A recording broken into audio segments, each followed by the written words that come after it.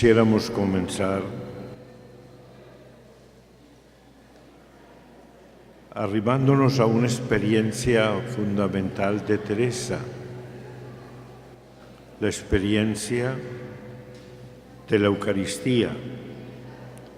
En el comentario a esas palabras del Padre Nuestro, que ella las asume: danos hoy nuestro pan de cada día, las asume en 3 capítulos del libro Camino de Perfección, en el 33, en el 34 y en el 35. Yo, antes de comenzar esto, quisiera decirles: Santa Teresa primero experimenta y después escribe. No es que se pone a imaginar cosas o teorías para luego enunciarlas o ir enunciando cosas, sino como ha vivido, escribe, y escribe como habla, como ella, como una mujer del pueblo, con una mujer que tuvo una educación particular por pertenecer a un estado con unas posibilidades formativas muy particulares. Y por eso les queríamos decir que aquí delante hay un facsímil no del libro ni de Camino ni de Vida, sino de Fundaciones, que es uno de los grandes libros mayores de Teresa. Ella escribió Vida, Camino, que tiene 2 ediciones, una primera y una segunda corrección, la de Valladolid y la del Escorial. Luego tiene Moradas y tiene Fundaciones. Son como las grandes obras de Teresa en este campo. Si quieren conocer la letra, no ahora, sino al final, la pueden arrimarse y leerla cómo escribía ella. Están tal como eran los libros que ella escribió, sobre todo este libro de Fundaciones que está aquí delante. Pero nosotros ahora queremos arrimarnos a Teresa y a leer y escucharla lo que era la Eucaristía para ella, que es algo particularmente especial, la Eucaristía. Por eso, después de darnos un paseo por Camino de Perfección, en el comentario de algo tan especial como experiencia de vida, es el arrimarnos ahora a estos capítulos 33, 34 y 35. ¿Cómo escribe ella eso? Con una espontaneidad grande, como una carta, como una conversación. Estas páginas están cargadas de pasión. Teresa vivía.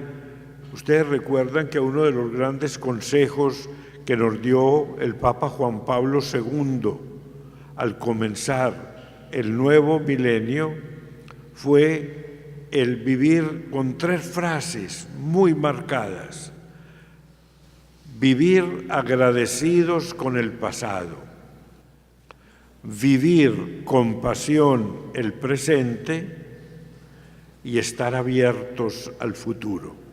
Pues ella lo que está hablando, lo está hablando con toda la pasión, y por eso vive esta experiencia apasionante de la Eucaristía. Vamos a arrimarnos entonces para empezar a leer estos capítulos 33, 34 y 35, y dejemos que, 34 primero, vamos a leer cómo la curaba de los males temporales, incluso a Teresa. Pero comenzamos desde el comienzo del 34. Pues en esta petición de cada día parece que es para siempre. Estando yo pensando, porque es después de haber dicho el Señor cada día, tornó a decir: dánoslo hoy, Señor. Ser nuestro cada día, me parece a mí, porque acá le poseemos en la tierra y le poseeremos también en el cielo. si nos aprovechamos bien de su compañía, pues no se queda para otra cosa con nosotros, sino para ayudarnos y animarnos y sustentarnos a hacer esta voluntad que hemos dicho se cumpla en nosotros. El decir hoy, me parece, es para un día, que es mientras dure el mundo, no más. Y bien, un día. Y para los desventurados que se condenan, que no le gozarán en la otra, no es a su culpa, si se dejan vencer, que Él no los deja de animar hasta el fin de la batalla. No tendrán con qué se disculpar, ni quejarse del Padre, porque se le tornó al mejor tiempo. Y así le dice su Hijo, que pues no es más que un día, se le deje ya pasar en servidumbre, que pues su Majestad ya nos le dio y envió al mundo por sola su voluntad, que Él quiere ahora, por la suya propia, no desampararnos, sino estarse aquí con nosotros, para más gloria de sus amigos y pena de sus enemigos. Que no pido más de hoy, ahora nuevamente, que el habernos dado este pan sacratísimo para siempre, cierto lo tenemos. Su Majestad nos le dio, como he dicho. Este mantenimiento y maná de la humanidad, que le hallamos como queremos, y que si no es por nuestra culpa, no moriremos de hambre, que de todas cuantas maneras quisiere comer el alma, hallará en el Santísimo Sacramento sabor y consolación. No hay necesidad ni trabajo, ni persecución, que no sea fácil de pasar si comenzamos a gustar de los suyos. Bien, aquí hay un elemento prácticamente fundamental en la vida espiritual. El comentario de ella se eleva justamente en la formación del orante, donde es importantísimo, urgente, indispensable, educar su sentido eucarístico. Eso nos lo tienen que enseñar en la formación, por eso la preparación a la comunión, en la gente sencilla, en la gente normal, en catequesis, será un paso fundamental. Pero aún en la vida religiosa, cuando comenzamos a hacer este camino, y en la vida de cultivo espiritual, cuando más adelante como laicos vamos descubriendo este caminar, es importante ver esta educación. ¿Por qué? Porque hay que motivar a fondo su oración, su piedad y su vivencia a este sacramento. Por eso nos encontramos prácticamente ante una de las páginas más importantes y más hermosas y densas en el libro de Camino en este instante. Teresa no puede ocultar el título de loca de la Eucaristía, como alguien le dijo en algún momento. No puede escribir de ella sin evocar lo que ella vive de la Eucaristía. Y son experiencias, como oyeron, recientes, estremecedoras, que tocan su vida. Y se siente en la necesidad de testificar expresamente que ella cree en la Eucaristía. Y el creer en la Eucaristía la lleva justamente a valorar esta realidad. La bienaventuranza de tener en Él a su Señor en persona, no menos feliz, por cierto, que se hubiera caminado y vivido a su lado por tierras galileas. En algún momento, comentando, creo que el capítulo 26 de Camino, ahora tengo duda, pero creo que el capítulo 26 de Camino, ella dice que se reía de aquellas personas que querían estar o vivir en el tiempo de Jesús porque lo hubieran defendido. Ella dice, lo hubiéramos comportado igual que ellos, hubiéramos hecho lo mismo cuando hace esa experiencia orante de caminar y vivir el tiempo de Jesús. Y por eso, prácticamente, la autobiografía de Teresa cobra un nombre y un modo especial en este momento y en esta realidad. Y por eso, en la elaboración de este capítulo, hay que hacer como una pausa y recordar que Teresa escribe así como le sale, montones, a borbotones, le salen las palabras, las expresiones, o como nos dicen a veces, que hablamos muy rápidamente, que hablamos y como que metemos las palabras. Eso hace Teresa en esta narración. Por eso Teresa nos quiere invitar hoy a que abramos el corazón para leer este tema de la Eucaristía y esta riqueza de la Eucaristía. Vamos a leer en este momento entonces de este capítulo, vamos a leer el numeral 6, que ella también dice cómo le hizo de harto bien y la curó aún de enfermedades físicas y materiales. Hoy que hablamos tanto de las misas de sanación, de las misas de los enfermos, cómo tendríamos que descubrir el nivel celebrativo y el nivel que Teresa nos regala para descubrir este gran valor. ¿Pensáis que no es mantenimiento aún para estos cuerpos este santísimo manjar y gran medicina aún para los males corporales? Yo sé que lo es, y conozco una persona de grandes enfermedades que, estando muchas veces con graves dolores, como con la mano se le quitaban y quedaba buena del todo. Esto muy ordinario y de males muy conocidos que no se podían fingir, a mi parecer. Y porque de las maravillas que hace este santísimo pan, en los que dignamente le reciben, son muy notorias.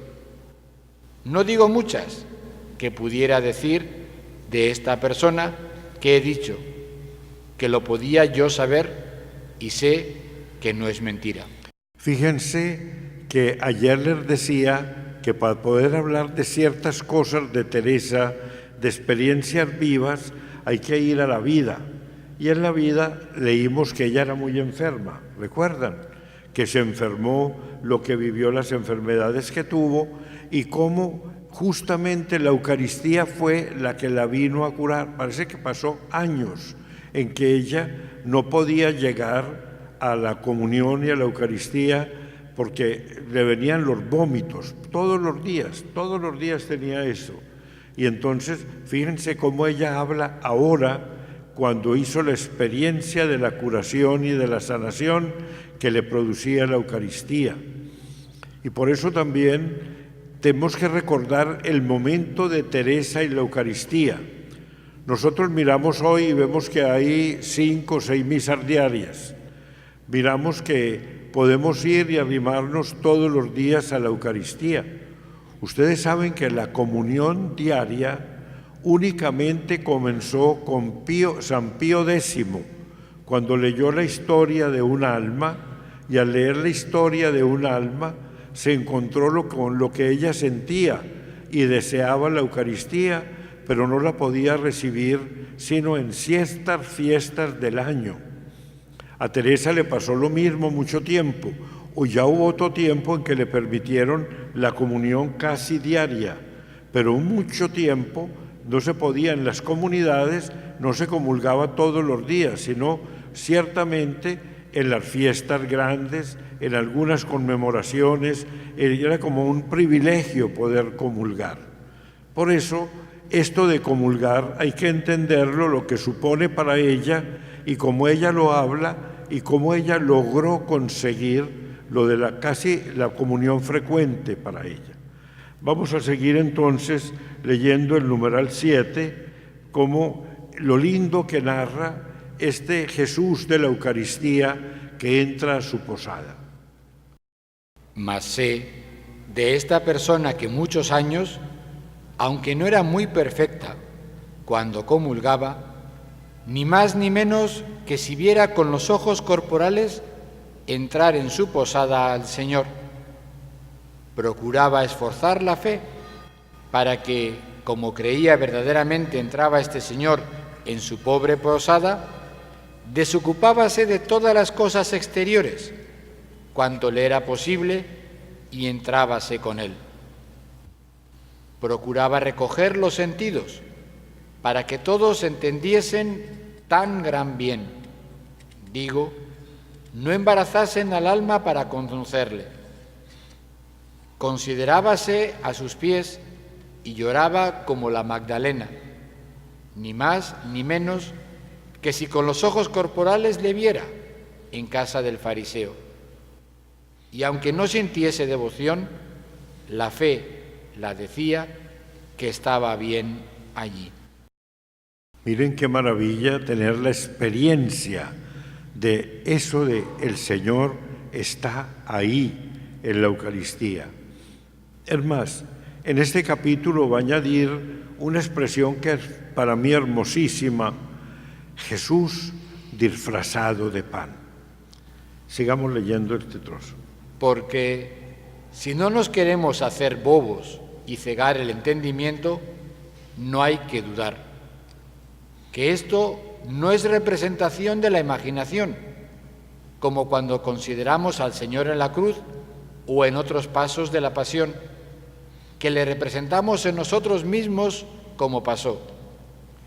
Esto pasa ahora y es entera verdad, y no hay para qué le ir a buscar en otra parte más lejos, sino que pues sabemos que mientras no consume el calor natural los accidentes del pan, que está con nosotros el buen Jesús, que nos lleguemos a Él. Pues si cuando andaba en el mundo de solo tocar sus ropas sanaba a los enfermos, ¿qué hay que dudar que hará milagros estando tan dentro de mí, si tenemos fe, y nos dará lo que le pidiéremos, pues está en nuestra casa? Y no suele su majestad pagar mal la posada, si le hacen buen hospedaje. Si os da pena no verle con los ojos corporales, mirad que no nos conviene, que es otra cosa verle glorificado, o cuando andaba por el mundo. No habría sujeto que lo sufriese de nuestro flaco natural, ni habría mundo, ni quien quisiese parar en él, porque en ver esta verdad eterna se vería ser mentira y burla todas las cosas de que acá hacemos caso. Y viendo tan gran majestad, ¿cómo osaría una pecadorcilla como yo, que tanto le he ofendido, estar tan cerca de él? Debajo de aquel pan está tratable, porque si el rey se disfraza, no parece se nos daría nada de conversar sin tantos miramientos y respetos con él. Me parece, está obligado a sufrirlo, pues se disfrazó. ¿Quién os hará llegar con tanta tibieza, tan indignamente, con tantas imperfecciones? ¿O cómo no sabemos lo que pedimos y cómo lo miró mejor su sabiduría? Porque a los que ve se han de aprovechar de su presencia. Él se les descubre que aunque no le vean con los ojos corporales, muchos modos tiene de mostrarse al alma por grandes sentimientos interiores y por diferentes vías. Estáos vos con él de buena gana. No perdáis tan buena sazón de negociar como es la hora después de haber comulgado. Si la obediencia os mandare, hermanas, otra cosa, procurad dejar el alma con el Señor, que si luego lleváis el pensamiento a otra y no hacéis caso ni tenéis cuenta con que está dentro de vos, ¿cómo se os ha de dar a conocer?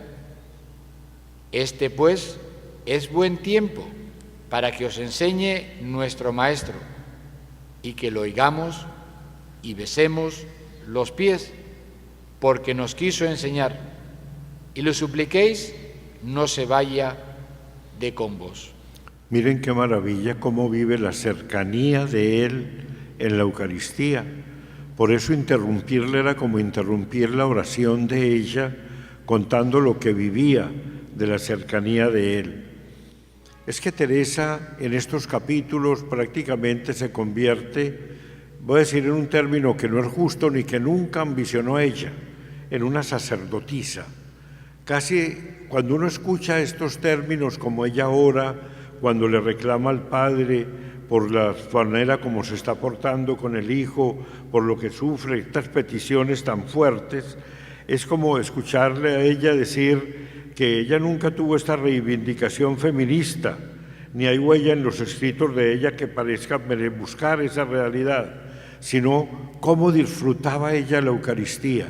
Pero cuando ella habla, y habla en estos capítulos, parece que está haciendo una plegaria eucarística, con su oración, con su fuerza, así como nosotros llamamos lo que antes llamábamos anáforas en la misa. Ella va tomando todas estas expresiones y las va convirtiendo en una oración de presencia hasta casi recibirlo, y cuando lo recibe, entonces ella siente la alegría, la paz de tener esa presencia del Señor en su vida. ¿En el numeral 12 leíste? No, todavía no, es el 12. Mas acabando de recibir al Señor, pues tenéis la misma persona delante, procurad cerrar los ojos del cuerpo y abrir los del alma, y miraros al corazón, que yo os digo, y otra vez lo digo, y muchas lo querría decir, que si tomáis esta costumbre todas las veces que comulgaréis, y procurad tener tal conciencia que os sea lícito gozar a menudo de este bien, que no viene tan disfrazado que, como he dicho de muchas maneras, no se dé a conocer conforme al deseo que tenéis de verle, y tanto le podéis desear que se os descubra del todo. Mas, si nos hacemos caso de él,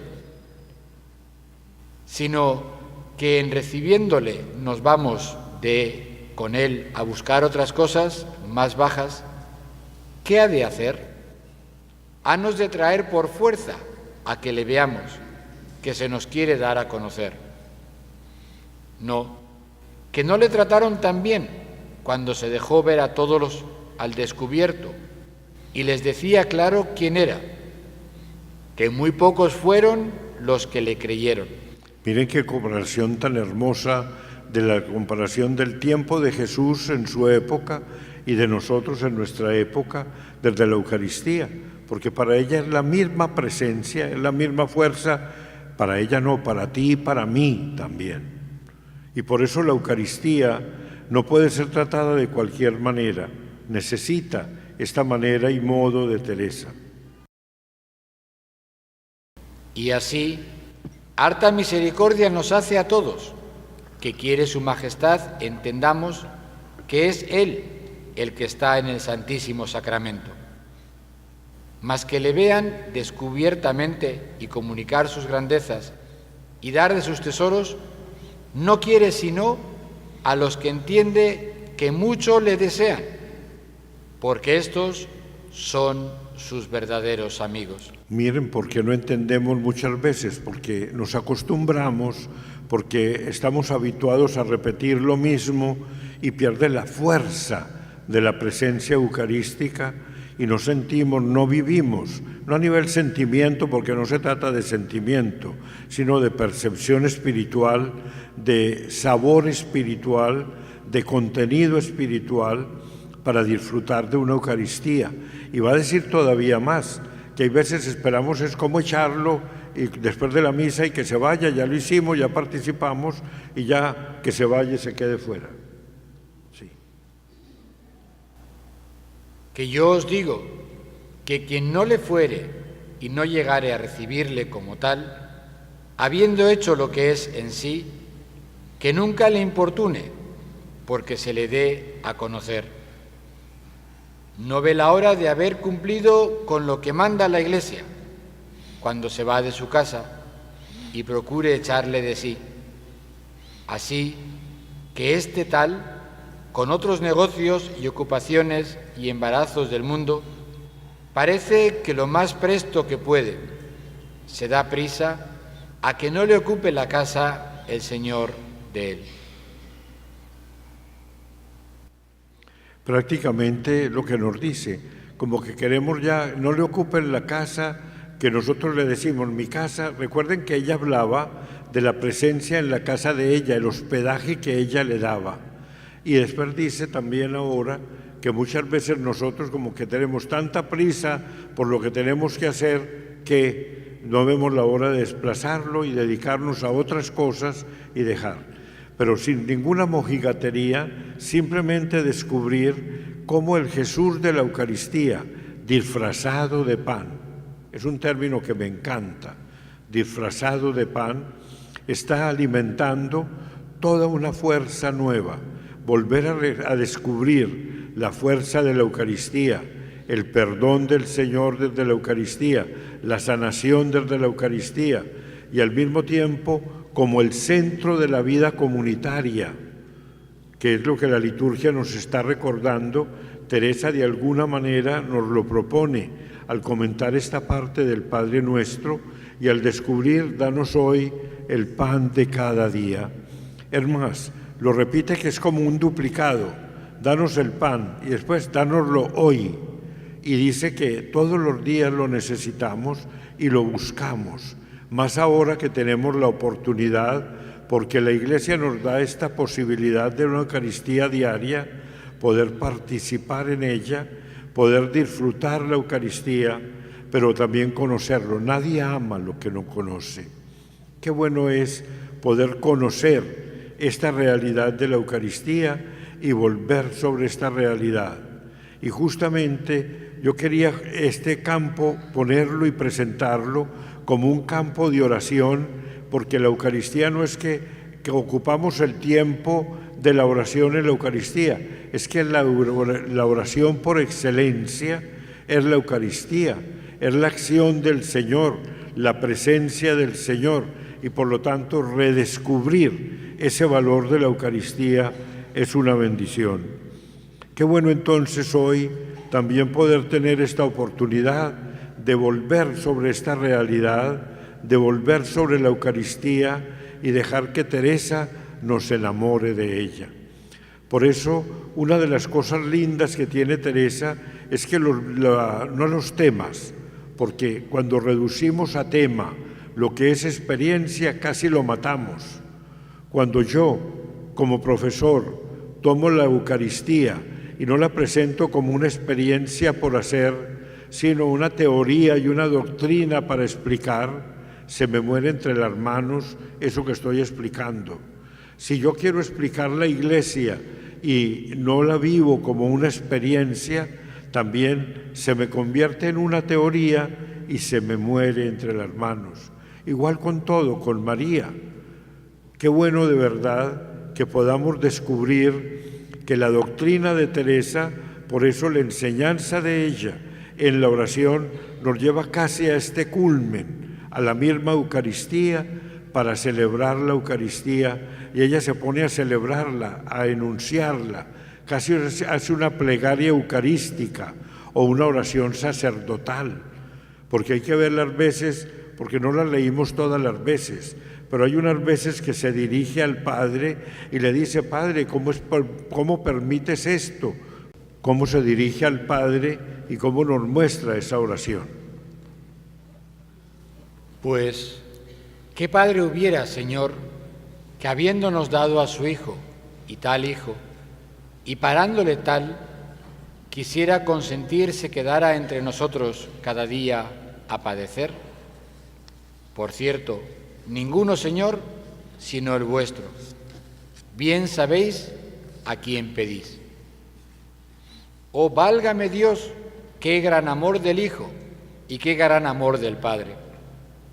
Aún no me espanto tanto del buen Jesús, porque como había ya dicho, fiat voluntas tua, hablando de cumplir como quien es. Sí, que no es como nosotros, pues como sabe, la cumple con amarnos como así andaba a buscar cómo cumplir con mayor cumplimiento, aunque fuese a su costa este mandamiento. Mas vos, Padre eterno, ¿cómo lo consentisteis? ¿Por qué queréis cada día ver en tan ruines manos a vuestro Hijo? Ya que una vez quisisteis lo estuviese y lo consentisteis, ya veis cómo le pagaron. ¿Cómo puede vuestra piedad cada día verle hacer injurias? ¿Y cuántas se deben hoy hacer a este sacratísimo sacramento? ¿En qué de manos enemigas suyas le debe de ver el Padre? ¿Qué de destacados de esos herejes? Oh Señor eterno, ¿cómo aceptáis tal petición? ¿Cómo lo consentís? No miréis su amor, que a trueco de haber cumplidamente vuestra voluntad y de hacer por nosotros, se dejará cada día hacer pedazos. Es vuestro de mirar. Señor mío, ya que a vuestro Hijo no se le pone cosa delante, ¿por qué ha de ser todo nuestro bien a su costa? ¿Por qué calla todo y no sabe hablar por sí, sino por nosotros? Pues ha de haber quien hable por este amantísimo Cordero.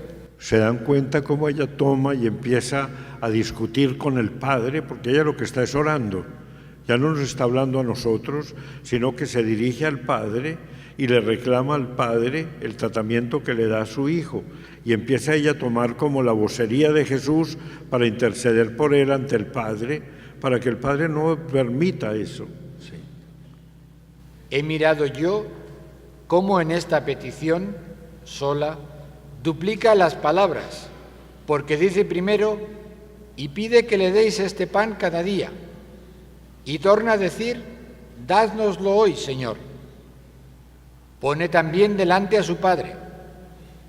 Es como decirle que ya una vez nos le dio para que muriese por nosotros, que ya nuestro es, que no nos le tome a quitar hasta que se acabe el mundo, que le deje de servir cada día.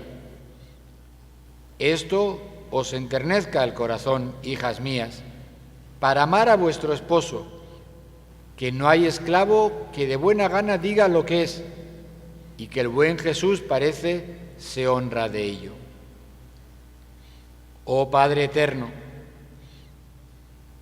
que mucho merece esta humildad. ¿Con qué tesoro compramos a vuestro Hijo? Venderle ya sabemos que por 30 dineros, mas para comprarle no hay precio que baste. Como se hace aquí una cosa con nosotros, por la parte que tiene de nuestra naturaleza, y como Señor de su voluntad, lo acuerda a su Padre, que pues es suya, que nos la puede dar. Y así dice, pan nuestro. No hace diferencia de él a nosotros, mas hacémosla nosotros de él, para no nos dar cada día por su majestad. Como ven, esta es una llamada realmente de ver, para que veamos cómo en la oración de Teresa, porque lo que uno alcanza a descubrir es que está enseñando, pero llega un momento en que la enseñanza que ella hace a las hermanas, a la comunidad, ya no existe, sino que detiene ese diálogo con ellas y empieza a hablar, yo diría a pelear con Dios Padre, a reclamarle, y después, como compadecida de Jesús y al mismo tiempo estrenando esa posibilidad de ser ella la intercesora de Jesús y por lo tanto hablar por él. Qué bueno entonces como descubrir ya, como ven, con esto únicamente les estaba presentando algunas insinuaciones desde la historia y la oración teresiana, y por eso vimos como algunos puntos claves. Vimos la historia de su vida ayer, en la primera parte, después unos elementos oracionales donde nos arrimó a la oración y la vida. Hoy comenzábamos y continuamos la oración y las tentaciones, y ahora nos metíamos de lleno prácticamente en danos hoy nuestro pan de cada día, en la oración de Teresa desde la Eucaristía, que como ven no agotamos los temas de ninguna manera, pero sí como que se antoja uno de leerla, de estudiarla, de conocerla, para que ustedes conozcan una enamorada del Señor, una apasionada por la Iglesia, porque la pasión por la Iglesia tiene que mostrarse allí. Con esto también yo quisiera terminar como esta parte explicativa, sin haber agotado ningún tema, únicamente como creando la necesidad de conocerla más a ella. Hay una palabra que no sé si aquí se usa, pero yo en mi lenguaje la uso mucho: antojar de Dios, provocar, llamar, hacer que la gente se enamore de Dios, que es lo que prácticamente yo quisiera hacer desde ella, ya que ella me enamoró a mí de Jesús, que ella también nos enamore de ese Jesús que la enamoró a ella para hacer el camino de la vida. Y como Nilber nos recomendaba ayer que tuviéramos como una tercera parte de un diálogo, yo creo que apenas nos queda como un tiempito para hacer un diálogo y que el moderador puede ser el mismo.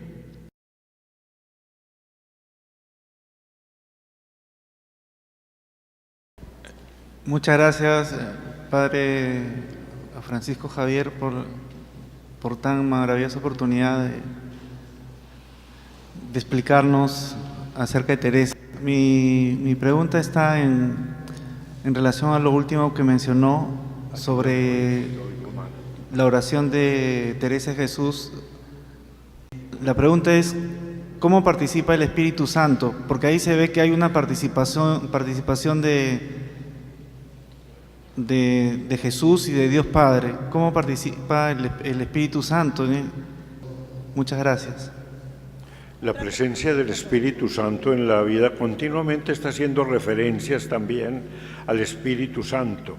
Lo que concretamente no tendría en este momento, estaba pensando, pero sí hay referencias directas en donde se ve la importancia, la realidad de la obra del Espíritu. Hace muchas referencias a Él. En esta temática que trabajamos, hablamos directamente, tal vez de donde yo estuve hablando, hablaba de la relación de ella con Jesús, directa y concreta.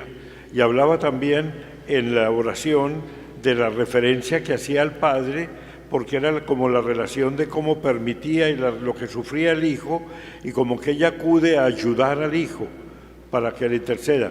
Pero en este instante no está entrando lo del Espíritu, pero continuamente ella cuenta con la acción del Espíritu, incluso cuando comienza a escribir, ahora me acuerdo, pide la gracia y la inspiración para poder escribir de acuerdo a la verdad y de acuerdo a lo que le inspire el Espíritu en esto. En Moradas tiene muchas referencias muy concretas a la acción del Espíritu Santo. Buenas noches. Mi consulta va respecto a la enfermedad. Teresa era una persona muy enferma, que sufría mucho, y hoy día nos ha hablado que la enfermedad es una de las tentaciones que nos pueden distraer. Pero yo quisiera pedir en todo caso un consejo desde el enfoque de Teresa. Lo cierto es que en nuestros días el dolor es una realidad, la enfermedad es una realidad. ¿Cómo deberíamos afrontar esta realidad con los parientes, con los amigos? ¿Cuál sería el consejo para poder atravesar esas circunstancias sin caer en la tentación? Justamente una de las cosas que más maneja ella dentro de su propio humanismo es el manejo del dolor, de las dificultades, de la problemática humana, es una de las grandes sabidurías teresianas, y cómo lo aterriza y cómo no lo deja espiritualizado, sino que antes, por el contrario, lo pone a la altura de la vida y justamente le ayuda a superar ella misma, desde sus enfermedades, desde sus luchas, lo entiende, lo comprende y justamente no se queda como culpándose todo el tiempo, sino en cuanto al sentido de pecado que ella tenía y la necesidad de la gracia que la perdonara y la sanara, pero no se queda como en un sentido negativo del dolor, de la tristeza, de la angustia, sino, por ejemplo, en el caso concreto del dolor que ella sentía ante el mal que los luteranos hacían en la iglesia, ¿qué es lo que hace? Ella justamente reacciona para poner medio y crear otras alternativas. Si ellos cerraban un sagrario en Europa, en Alemania, en Francia, en Austria, ella iba creando un santuario, una Eucaristía y un lugarcito, un palomarcito donde se adorara la Eucaristía. O sea que ella tiene todo un sentido constructivo y no se queda en la parte como ese pesimista, negativa, y no se le ve por ningún lado. Buenas noches, Padre Jaramillo. Estoy muy agradecida por la conferencia. Es no solo aplicable a nuestras vidas, en el sentido de que Santa Teresa, cuando dice con respecto a, como dijo usted, al cosaco, al coludo, siempre trata de hacernos dudar con las situaciones difíciles que suceden en nuestras vidas. En el caso de Santa Teresa, pues nos dice que tenemos que tener mucha paciencia y mucha perseverancia con la oración. La oración es la que nos va a llevar a esa sanación, no solo espiritual, sino al encuentro y el reencuentro con Dios, ¿no?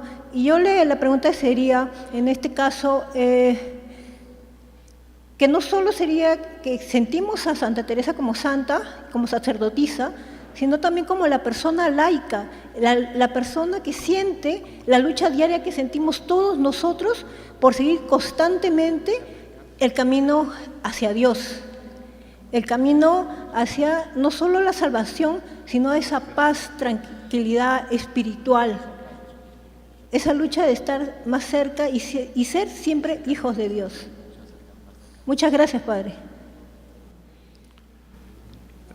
Realmente la presencia además la terminología que usa ella es muy linda. Cuando uno se mete en este campo, a ella no le gusta hablar mucho de ese señor, al que yo llamo coludo.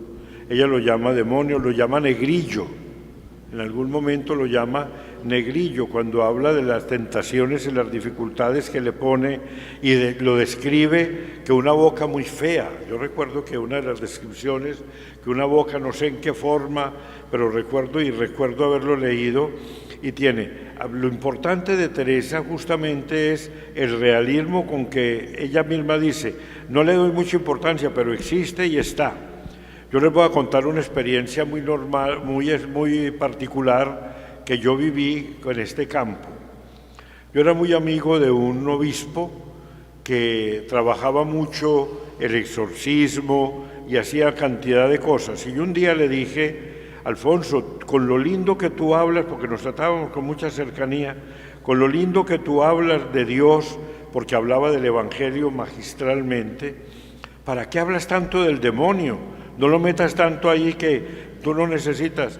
Me dijo, sí, padre, qué bueno hablar de Dios, pero en un momento interrumpe, pero también existe el otro. Y me lo señalaba así. Y un día la iglesia te pedirá ese servicio, y fue verdad. A los 10 años me hicieron, ¿cómo se llama?, exorcista de una diócesis. Entonces, eso me pasó en una realidad de esta. Teresa tiene cantidad de episodios en los que habla de él. Terrible cuando habla, por ejemplo, en el capítulo 32 de Vida, de la experiencia del infierno. Sí, ¿por qué no lees el capítulo 32, creo que números 2 y 3 o por ahí cerquita? Parecíame la entrada a manera de un callejón muy largo y estrecho, a manera de un horno muy bajo y oscuro y angosto. El suelo me pareció de un agua como lodo muy sucio y de pestilencial olor, y muchas sabandijas malas en él. Al cabo estaba una concavidad metida en una pared, a manera de una alacena, a donde me vi meter en mucho estrecho. Todo esto era deleitoso a la vista en comparación de lo que allí sentí. Esto que he dicho va mal encarecido. Esto otro, me parece, que a un principio de encarecerse, como es, no le puede haber, ni se puede entender, mas sentí un fuego en el alma que yo no puedo entender cómo poder decir de la manera que es.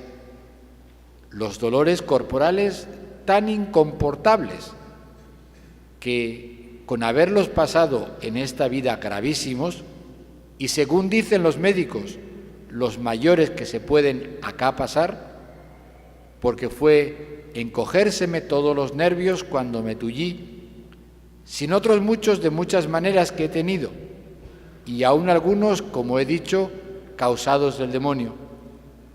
No es todo nada en comparación de lo que allí sentí y ver que habían de ser sin fin y sin jamás cesar.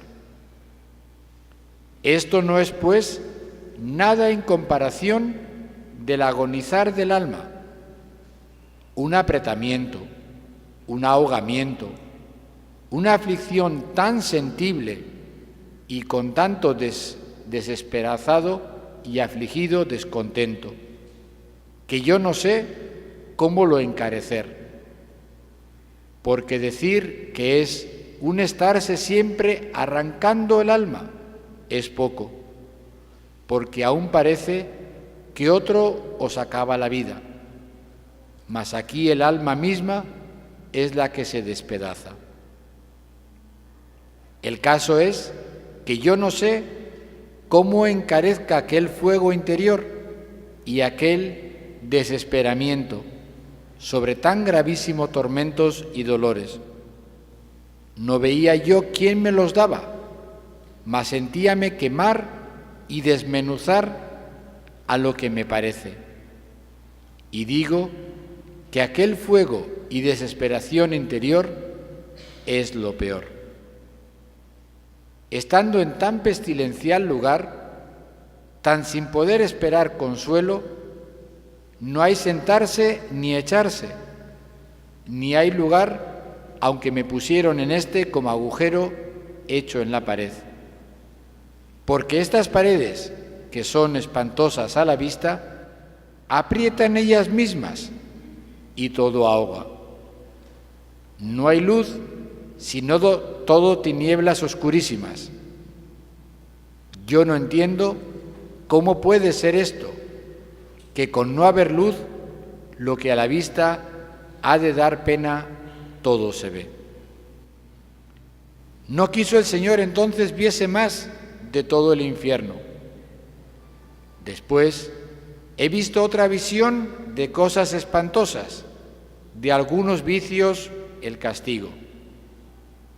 Cuanto a la vista, muy más espantosos me parecieron, mas como no sentía la pena, no me hicieron tanto temor, que en esta visión quiso el Señor que verdaderamente yo sintiese aquellos tormentos y aflicción en el espíritu, como si el cuerpo lo estuviera padeciendo. Yo no sé cómo ello fue, mas bien entendí ser gran merced y que quiso el Señor yo viese por vista de ojos de dónde me había librado su misericordia. Porque no es nada oírlo decir, ni haber yo otras veces pensado en diferentes tormentos, aunque pocas, que por el temor no se llevaba bien mi alma, ni que los demonios atenazan, ni otros diferentes tormentos que he leído. No es nada con esta pena, porque es otra cosa. En fin, como de dibujo a la verdad, y el quedarse acá es muy poco en comparación de este fuego de allá. Como ven, realmente es una narración única, parece ser una narración de algo que ella vivió, que ella experimentó y por lo tanto que habla de el lugar donde vive el señor Coludo y donde tiene esa experiencia, ella también lo vivió, pero habla de estas maneras no le gusta hablar de eso, pero lo presenta, como les dije al principio, para enseñarnos muchas cosas, como dice ella, para que por la misericordia de Dios me mostró de qué me libró por mis pecados y por mi manera de ser, si no cambiaba y si no me convertía como tenía que hacerlo. Entonces ahí aparece. Eso también nos da otra señal para aquello que preguntabas de cómo manejaba la parte, digamos, los dolores, las tristezas. Una tristeza más grande que esta y un dolor más fuerte, es difícil encontrarlo. Y miren cómo lo maneja, cómo lo vive y cómo lo supera, que es lo grande que tiene ella, que le enseña a uno a no quedarse en el mal, a no quedarse como atormentado en este campo, sino más bien aprender a salir. Incluso llega a poner una comparación, que también la ponía y no la leímos ahora, sobre la Eucaristía, que ponía que todo esto que describí del infierno es nada, es como haber visto una fotografía y que existe todavía otra realidad que es más fuerte. Pues de la Eucaristía dice al revés, dice, sería una tontería que yo tenga una foto de Jesús y me quede mirando la foto cuando Él está ahí presente en la Eucaristía y no me ponga y me quede venerando la fotografía o estando muy contento cuando está Él en persona allí conmigo y por lo tanto el trabajo que se debe hacer. No sé, ¿alguna otra pregunta? Buenas noches, padres, y agradeciéndole por tan brillante exposición sobre la vida de Teresa. Yo quisiera hacerle la pregunta sobre, ¿esto podría llamarse como una desolación de Teresa o consolación, o cómo lo vivió estas dos partes, ¿no? Y cómo nosotros también podríamos entender cuando estamos en desolación o consolación, porque a veces puede ser un poco confundible. Gracias. Sí, nosotros afortunadamente no vamos a tener una visión del infierno de ese estilo, yo al menos no la quiero tener. Ya le dije al Señor que de eso no me diera, no, que me dé otras cosas, otros caminos, pero no me dé de esas cosas de verdad.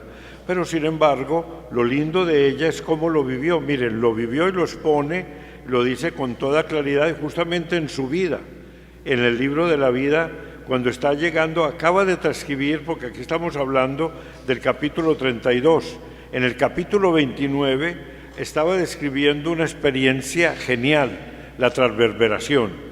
Ustedes saben que es uno de los fenómenos místicos más originales que se dan. Lo de las llagas, como lo vivió el Padre Pío, San Francisco y otros muchos santos, las llagas, los estigmas, pero esta, la de la transverberación, es un fenómeno que no es tan común y es ese sentir como sintió ella, como lo describe, que lo describe magistralmente en el capítulo 29, cuando ella dice, vi cabe mí a un ángel que era de los más subidos, que creo que lo llaman querubines. Capítulo 29 está lo de la transverberación. Hay veces que caminan los capítulos en la memoria mía. No lo encuentro en este momento exactamente, pero la narración es esa que ella pone y presenta de cómo vio a ese ángel que era y que con un dardo le atravesaba el corazón.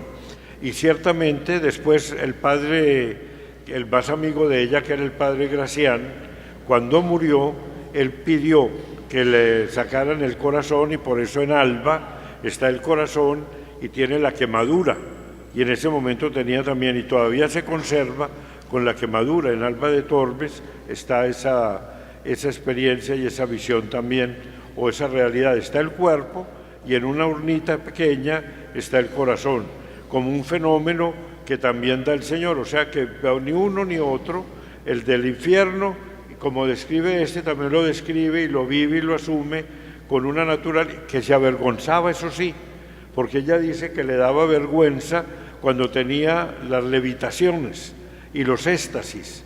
Entonces ella, sobre todo si era en lugar común, se bregaba a agarrar, pero el problema era que subía con el reclinatorio o con lo que tuviera en la mano, se elevaba igual.